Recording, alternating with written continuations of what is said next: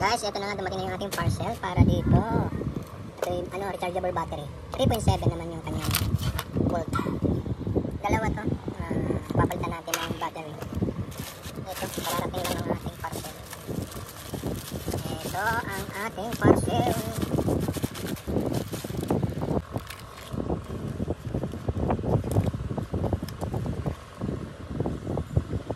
Yan, 3.7 volts. Check natin kung may laman. Bagong dating na battery, 3.7 volts.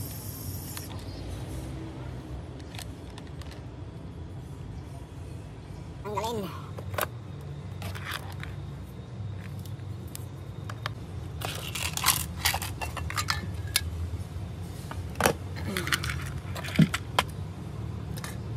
Ito yung tatanggalin natin, 3.7 na yun. Ayan, tinanggalan natin yung dating nakakabit dito. Check naman natin ito kung may laman. Meron pa. Pero mababa na.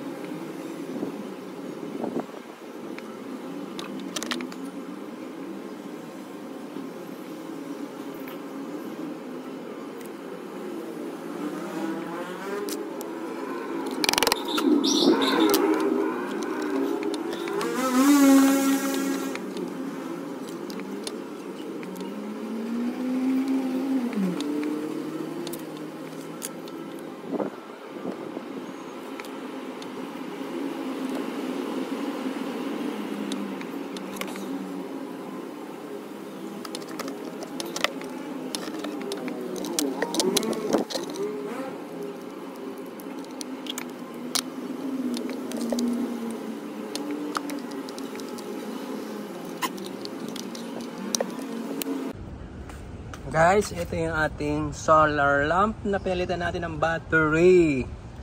Itong isa, itong nasa kaliwa ko ay isang battery lang nilagay ko. Compare dito sa kanan na dalawang ginagay ko. Tingnan natin yung capacity kung ilang oras. Ilagay natin sa automatic para ayan, mag-alas 6 na ngayon. Tingnan natin kung ano ang different sa dalawa o isang battery. Kung aabot ba ng umaga. Ayun, aabot ng umaga yon. Yung una nating ginawa. Tested na yun. 6 to 6 yun.